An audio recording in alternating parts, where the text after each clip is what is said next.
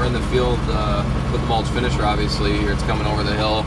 See, we got a wet spot there, and kind of made me think of Zach Johnson, Millennial Farmer, his picture yesterday of they had their 9RT stuck, and poor Jim, he thought he could make it through that home, but I gotta say though, we have very similar ground, and I can appreciate, like, sometimes it looks fine and you can just float across it quick and you can get it worked up and you get it drying out, but I just had a laugh. It kind of reminded me of that. We have very similar ground to them, and sometimes when I watch his videos it makes it seem like that, but we're getting her done.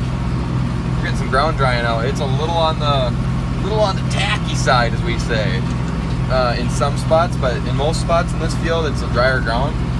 But no, he's gonna get a little closer to it. You always work your way in. You do a pass, then you do another pass, then you do another pass, and all of a sudden you can't see that you know it's muddy, and then you sometimes get in too far. But it's better when the boss does it. Looks good. Guess he's gonna get that little area worked in here yet. Just leave a little sliver along the creek. Railroad tracks over there, just like Millennial Farmer, and working some ground over here.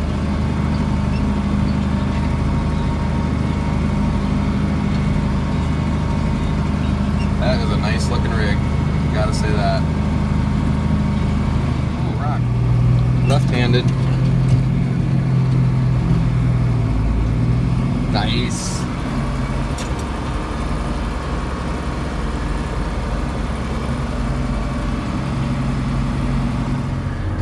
What is all that smoke coming out of the mulch finisher here? Oh, shoot. Is the mulch finisher on fire? It's been raining too much. There's no way that's dust. Holy! There is something about a freshly worked field and how it looks so smooth. That wind's drying it out quick. You can see the pass that I just made on the headlands to get rid of my tracks and the compaction a little bit from the tractor turning around. Make a nice seed bed again. And you can see how light it is where I worked probably an hour ago. That's how fast it's drying out really nicely. So, but it is, I mean, on the headlands here, it's just, we have a lot of compaction just from the cart and stuff, but even there is more moisture here than it looks, even though it's dusty. The ground's still got, you know, a fair amount of moisture, but it's drying out nicely. It's going to plant nicely, but this is no doubt the first day we could have been in the field. The corn is taking off with this sun that we've had the last few days, and it looks really good. So that's good to see. It was just kind of hanging out with it being so cold and wet, but now the sun's out, corn's out. We're flirting with disaster. I'm getting like half of a wing closer every time. This is a really bad wet hole, but I want it smoothed off so it'll drain better this summer. We're not going to be able to plant it just because it's so mucky, but get some of those weeds knocked down and then just get it drying out, and it'll be better for us if I can get that flattened out a little bit here. I pretty much got it. Just one more swoop here. They did put a tile line like right through this, but you know, the majority of the field's good except for this wet hole, and we just don't have the time to be waiting for these wet holes to dry out. So who knows? We might not plant this field till tomorrow.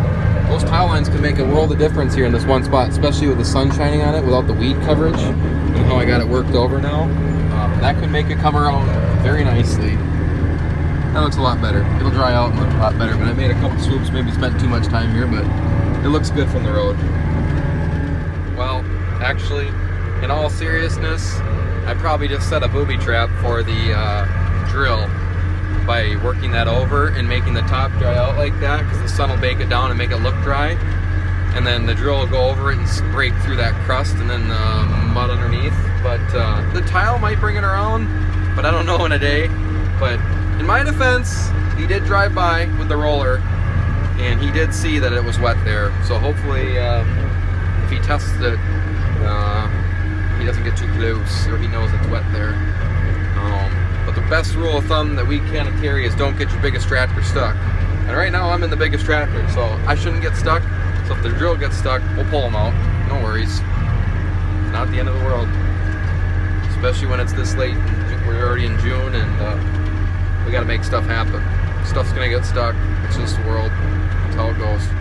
I asked the boss too, I said, it's been over 2 weeks since we've been in the field, right? And I think he said 2 weeks and 4 days since we've been in the field. It looks a lot drier because of the dust than it actually is. Like I already said, I don't know if I said it in my live stream or earlier in this video, there's still quite a bit of moisture in the ground. It's not a bad thing, but people think that it's drying out faster than it is. Working this ground will help it dry out. We're not creating compaction layer like some people thought.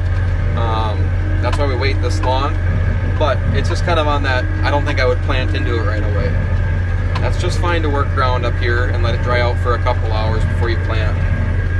It helps it mellow out, and we do it a lot, and it works wonderfully. Well, got the front, I think it's like 25, 30 acres done. And then I don't have time for across this water ditch. But I'm just covering my tracks here on the headlands, and I got to fold up and go to work. I'll send out a group text or whoever runs this tonight that they can run over there and do the other side of the water ditch. And there's like another 40 acres. That's where one of the tile lines goes through, where it's wet, as you can probably hear the tractor. There's like another 40 acres or 30 some acres on the other side of the trees over there they can do too tonight to get it drying out. So, like I say, with that, I got to run to work. You guys have a wonderful night. As always, be safe, and we'll check you guys later.